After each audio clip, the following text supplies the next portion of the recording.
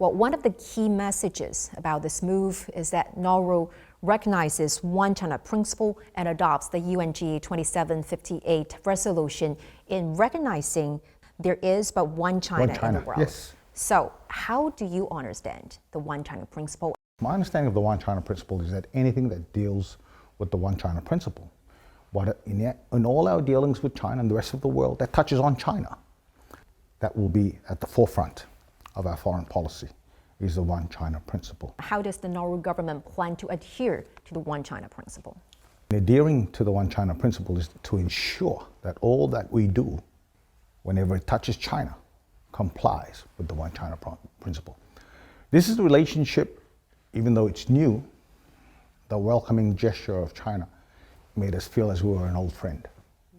Not just an old friend of 10 years, 20 years, say like an old friend of 100 years, 200 years.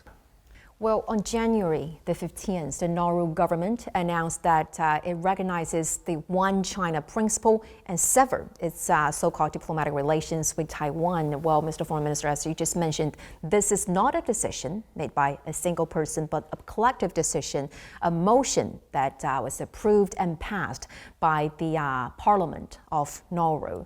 So what are the rationale behind such a decision? Well, you've done your research quite well. And like I said, it was a decision not instantaneous, it's in its making. It was a decision that has been steadily coming along. Now, the rationale behind it, of course, is about Nauru's development strategy. No developing country wants to be left behind. China, stepping in, second biggest economy. It is branching out in international aid, unprecedented in the last 100 years. Why not come on board? Why not partner with China in Nauru?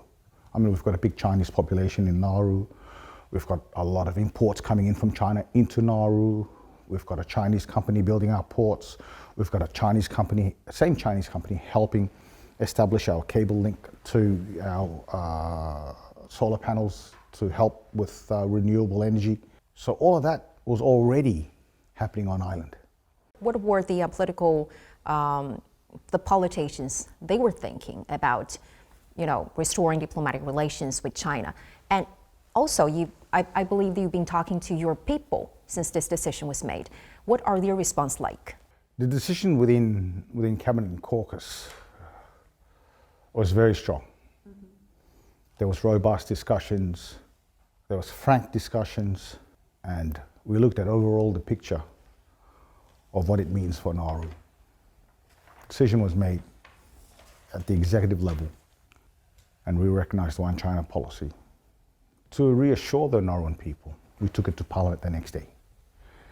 That Parliament sitting basically really had nothing but the discussion and debate on the recognition of the one China principle by the government of Nauru. The motion was put on the table or on the floor by His Excellency the President of Nauru, David Ayang. I seconded the motion, and debate ensued. But the amazing part of that story was that when a division was called in Parliament and those who were asked to support the motion were asked to stand, every single member of Parliament stood. Shows the absolute bilateral unity of Parliament in supporting the recognition of the one China principle. My resolve in following the one China principle was absolutely stout, strong, set in concrete. Well, in recent years, we've seen other countries choosing to cut ties with Taiwan and established or restore diplomatic relations with China. Many believe that this shows the one China principle is where the global opinion trends and the arc of history bends. So what's your take on this trend? Well, I mean, I think we're the number in 183rd. 183rd Yes. country to have recognized the one China principle. It's the trend of the world, isn't it? It's unavoidable. This is the right side of history. We have a saying back home where one drop of water creates an ocean in a lifetime. And I said, the ocean will be the gavel, like a judge, hitting to judge that Nauru stands on the right side of history.